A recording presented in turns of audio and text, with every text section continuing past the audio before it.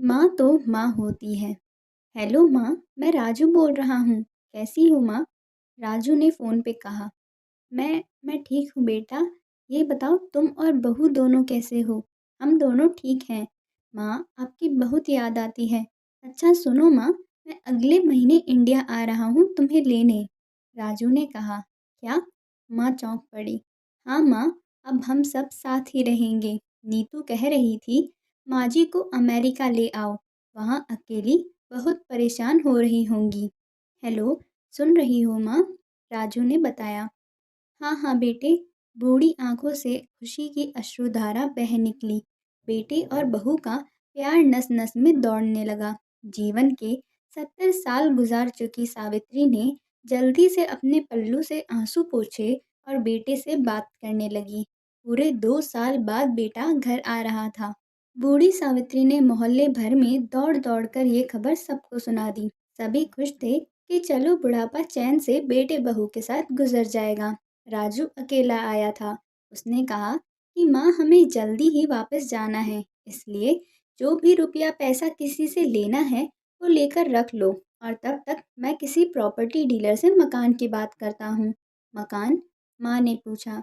हाँ माँ, अब ये मकान बेचना पड़ेगा, वरना कौन इसकी देखभाल करेगा? हम सब तो अमेरिका में ही रहेंगे। बूढ़ी आंखों ने मकान के कोने कोने को ऐसे निहारा जैसे किसी अबोध बच्चे को सहला रही हो। आनन फानन और औने पौने दामों में राजू ने मकान बेच दिया। सावित्री देवी ने वो ज़रूरी सामान समेटा जिससे उनको बहुत ज़्यादा लगाव था।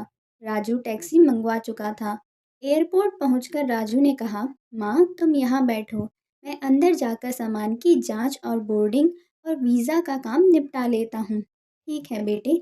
सावित्री देवी वहीं पास की बेंच पर बैठ गई। काफ़ी समय बीत चुका था।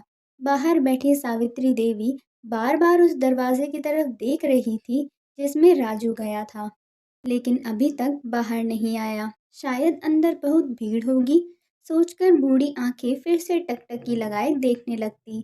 अंधेरा हो चुका था। एयरपोर्ट के बाहर गहमा गहमी कम हो चुकी थी। माँ जी, किससे मिलना है? एक कर्मचारी ने वृद्धा से पूछा। मेरा बेटा अंदर गया था टिकट लेने, वो मुझे अमेरिका लेकर जा रहा है, सावित्री देवी ने घबरा कर कहा। लेकिन अंदर तो कोई पैसेंजर नहीं है। अमेरिका जाने वाली फ्लाइट तो दोपहर में ही चली गई है। क्या नाम था आपके बेटे का? कर्मचारी ने सवाल किया। राजू। सावित्री के चेहरे पर चिंता की लकीरें उभर आई।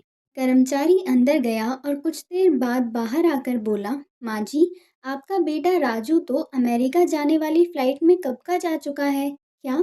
वृद्धा की आंखों से आंसुओं का सैलाब फूट पड़ा। बूढ़ी माँ का रोम रोम कांप उठा। किसी तरह वापस घर पहुंची जो अब बिक चुका था। रात में घर के बाहर चबूतरे पर ही सो गई। सुबह हुई तो दयालु मकान मालिक ने एक कमरा रहने को दे दिया। पति की पेंशन से घर का किराया और खाने का काम चलने लगा। समय गुजरने लगा।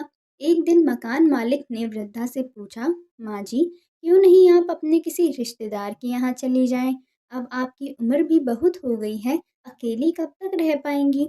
हाँ, चली तो जाऊं, लेकिन कल को मेरा बेटा आया तो यहाँ फिर कौन उसका ख्याल रखेगा? ठीक। दोस्तों, हमें कभी भी अपने माँ बाप का दिल नहीं दुखाना चाहिए। धन्यवाद।